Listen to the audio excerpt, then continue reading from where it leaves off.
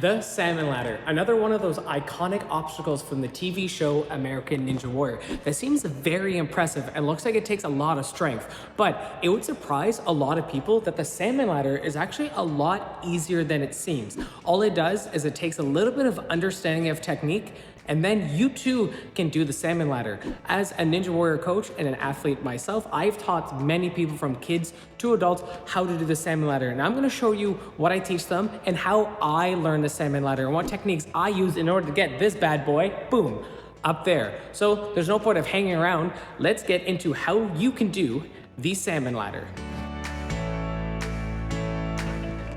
Welcome to my channel where I take on different challenges and adventures to encourage you to take on adventures yourself. Now, it seems like something that interests you, be bold, subscribe to my channel, but let's get into the goal of the Salmon Ladder.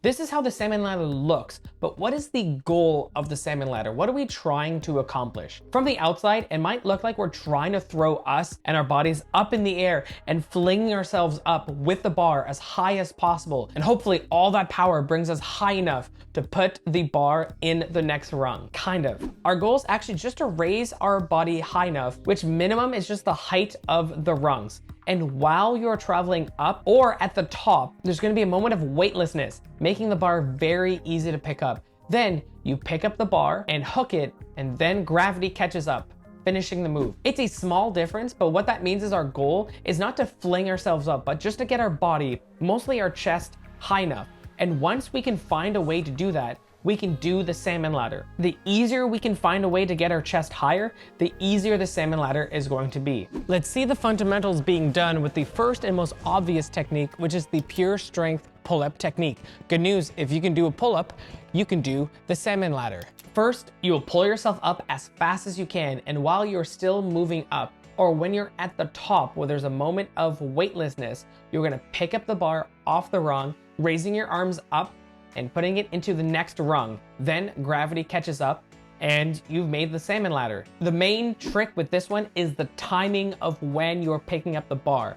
You want to do that again while you're moving up or at the top of the movement where you have no weight. That moment of weightlessness in which gravity has just given up. The more you pull, the more time you're gonna have to pick up the bar, meaning the less reaction time you're going to need. With a basic understanding of the Salmon Ladder, any technique that makes the pull-up motion a lot easier will make the Salmon Ladder a lot easier, which leads into our next technique if the pull-up is a lot more difficult for you, which is the knee drive.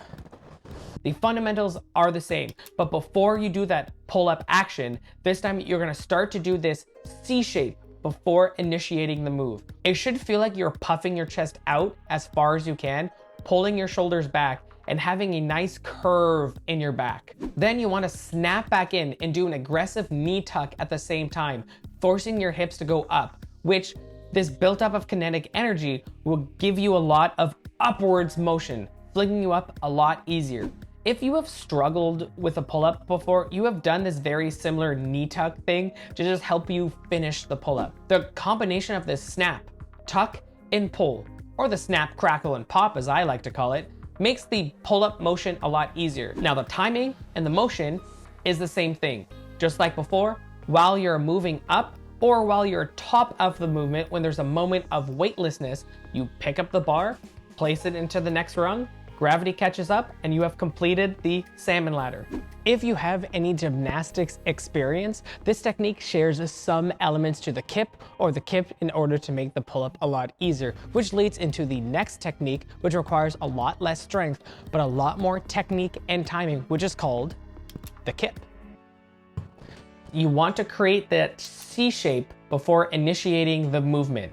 This time when you snap back, your goal is to aggressively pelvic thrust towards the bar, with its consent of course, bringing your hips way up. And instead of doing a pull up with your arms bent, you're gonna be doing a pull down with your arms straight. Just like before, while you're moving up or at the top of the movement while you are weightless, you pick up the bar into the next rung, then gravity catches up, completing a rung on the Salmon Ladder. Because it is a little bit more technical and you need to get the timing a lot better, this is harder to learn. So when I started, I prefer the knee tuck method, but you might not have that option depending on your strength such as being a younger athlete. You can do a traditional gymnastics or parkour kip.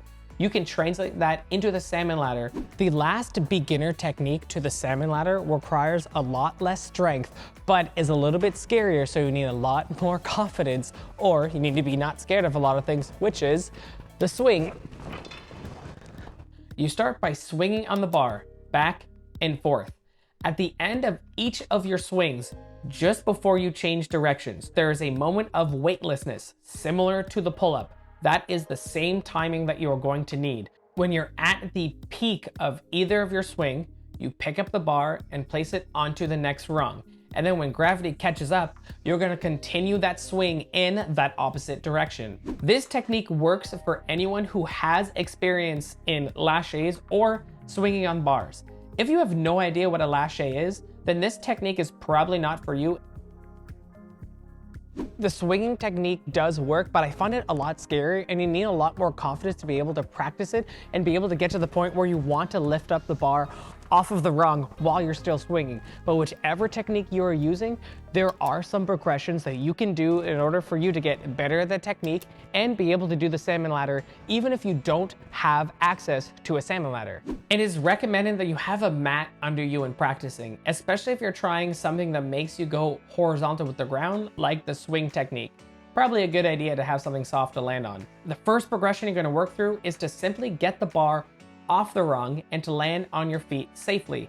This will help you get an idea of the technique and to see how close you are to getting it in the first place, but mostly just to get over that fear that you're gonna go flying off. This will also help you practice getting off without letting go of the bar, as that is usually how people get hurt, is by letting go of the bar and it falls down.